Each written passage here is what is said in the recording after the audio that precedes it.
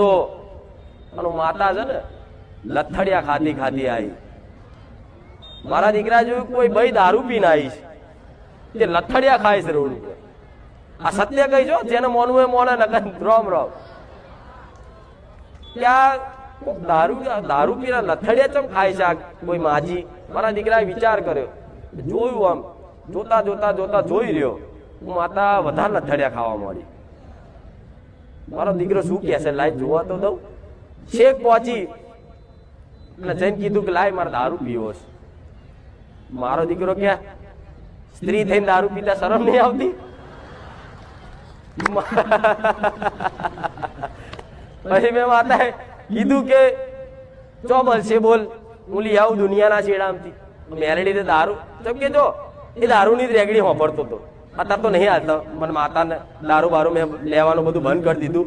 દારૂ ચડાવતા નહીં, બકરાય નહીં ચડતા, કશું જ નહીં. હું ચોખ્ખી મેરડી થઈ જઈશું. પણ આ તો પહેલાની વાત છે, પહેલાની વાત છે, સમજ્યા?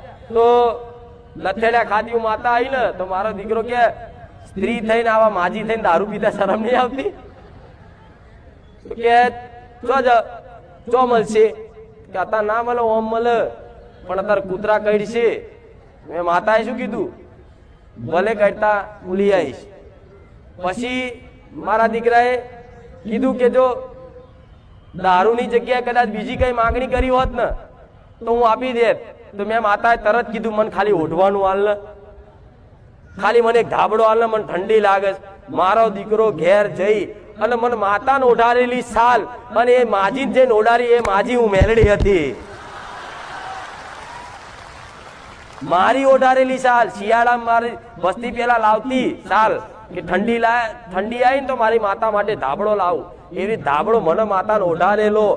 તો મારા દીકરાએ મને શિયાળામાં જેમ ઠંડી લાગે ને તો તમે કયો ધાબળો ઓઢો, જેકેટ પહેરો. તો મારા દીકરાનો એવો ભાવ કે શિયાળો આવ્યો છે, મારી મેરડીને ઠંડી લાગશે, મારી માતાને ઠંડી લાગશે.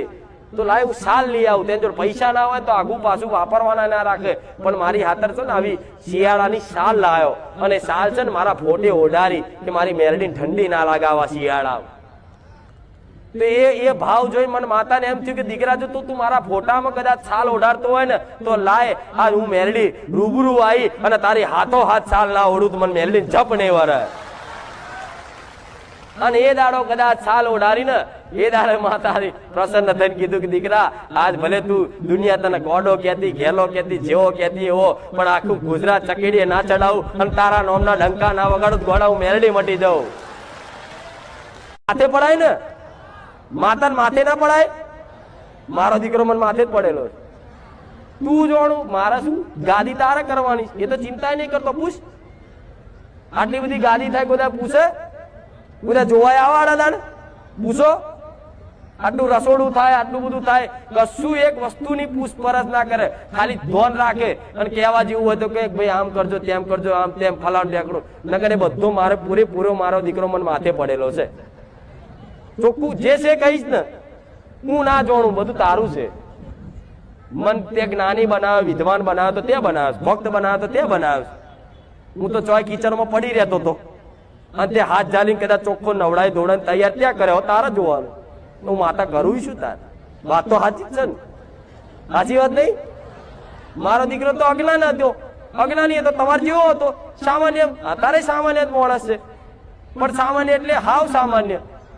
દુઃખી થાય એટલે શું કરું, ભગવાન ગારો બોલે મારો દીકરો. લો આ સત્ય છે. પણ આ બધી વાતો ભલે આખી દુનિયા હોભરત હોય પણ જે છે એ કઈ, મારો દીકરો ભગવાનને ગારો બોલતો હતો. ચમ સાચો હોય, નિર્દોષ હોય, અને છતાંય આવી રીતે દુઃખ પડે ને એટલે માણસ કંટાળે. ભગવાન છે કે નહીં? ભગવાનનું નામ છે તો ગારો બોલે કે આપણે કોનું ખરાબ કર્યું તો આટલું બધું અમારી જોડે થાય છે. તારે મને માતા, હું માતા જોતી કે દીકરા ભલે તું ગારો બોલતો પણ તું આજ ભલે તારી ગારો તે ભગવાને ખાય છે, પણ મારો ભગવાન એવું કહે છે કે સમય આવશે ને કે તને જોઈ લાખો દીકરાઓ જો ભગવાનના માર્ગ ઉપર ના આવે તો મને મેરડીને કહેજે. આ દુઃખી થાવશો તો કેટલા એવા દીકરા છે નાસ્તિક કે ભગવાન ભગવાન ના. ભગવાન હોય તો આપણે દુઃખી ચમ થઈએ? આવો પ્રશ્ન ના થાય? ભગવાન હોય તો આપણે દુઃખી ચમ થઈએ? અને પણ જીવનમાં થોડું જ્ઞાન તો લો, સમજ તો લો, તો ખબર પડે કે દુઃખી કેમ થાવશો, સુખી કેમ થવાય, બધું જ્ઞાન લેવું પડે. આ શું ખોટું? મારી વાતો સમજો પડે કે ખાલી ખાલી જોરથી જોરથી પેલી બાજુ અહીંયા કંટાળો નહીં આવતો ને? નકા હું તો બહુ હાથોડી બોલ બોલ બોલ બોલ કરું છું.